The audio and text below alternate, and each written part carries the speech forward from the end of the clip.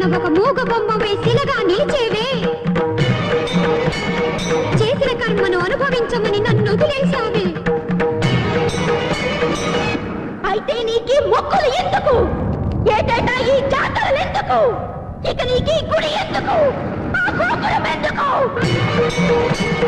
ఆగక పొంగేనా ఆక్రోశం అగ్నిగా మారక ముందు